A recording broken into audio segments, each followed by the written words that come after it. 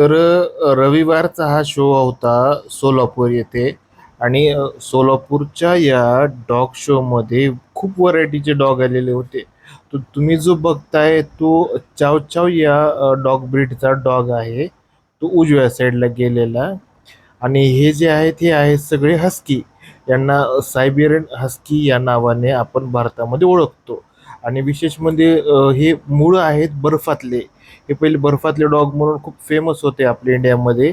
नंतर हळूहळू जसे ते भारतामध्ये रुळले त्यांनी आपल्या ॲटमॉस्फिअरशी आपल्या वातावरणाशी त्यांनी मिळतं जुळतं स्वतःला अपग्रेड केलं. आणि आता ते कसल्याही ताणाशिवाय आपल्यासोबत व्यवस्थित राहू शकतात. तर डॉग शोमध्ये आणल्याच्या नंतर तुम्ही बघा की जे अनट्रेन्ड डॉग असतात ते आपल्यासोबत आपल्या डाव्या साईडने चलत नाही. तर आपल्याला करायचं एकच आहे की शोमध्ये न्यायच्या अगोदरच आपल्या डॉगला आपण ट्रेन करायचे की आपला डॉग आपल्या डाव्या साईडनं चालला पाहिजे. तर डॉग आपल्या डाव्या साईडनं चालला तो प्रोफेशनल दिसतो आणि ट्रेन दिसतो. आणि जर आपल्या डाव्या साईडनं चालला नाही तर डॉग आपला प्रोफेशनल नाही आणि ट्रेनही नाही. आणि आता बघा डॉगला शोमध्ये न्यायचे तर काय चेक करतात? सगळ्यात पहिले त्याचे दात चेक करतात की त्याची जी बाईट आहे ती प्रॉपर आहे का नाही. मग ट्रेनर काय आपले जे जज असतात, जज काय करतात, डॉग जर मेल असेल तर मेलचे टेस्टिकल चेक करतात. 2 टेस्टिकल असलेला डॉग हा आयडियल डॉग मानला जातो आणि ब्रीडिंगसाठी परफेक्ट असतो तो.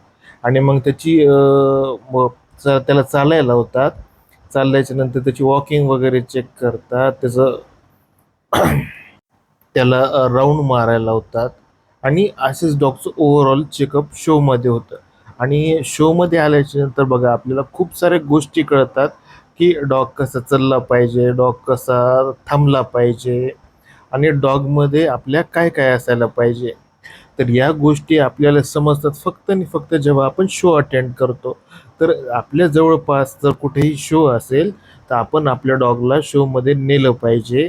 आणि डॉगनं जर आपल्या शो केला किंवा आपण डॉगच्या सोबत शोला गेलो तर आपल्याला फायदा एक असा होतो की डॉगबद्दल ज्या खूप काही गोष्टी असतात त्या गोष्टी आपल्याला समजतात की डॉगला आपण ग्रूम कसं केलं पाहिजे, त्याला काय फूड दिलं पाहिजे आणि आपण त्याला आपल्यासोबत लाँग लाईफ कसं जगवलं पाहिजे. तर या सगळ्या बारीक गोष्टींची आपल्याला माहिती शोमध्ये मिळते.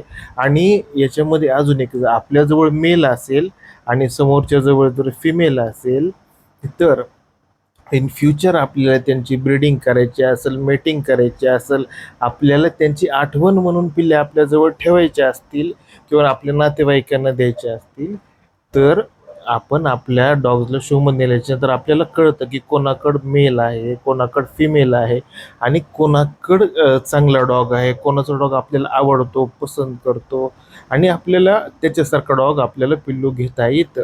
आणि अशाच माहितीसाठी आपल्या पेट किंग या चॅनलला फॉलो करा आणि यूट्यूबला सबस्क्राईब करा. धन्यवाद.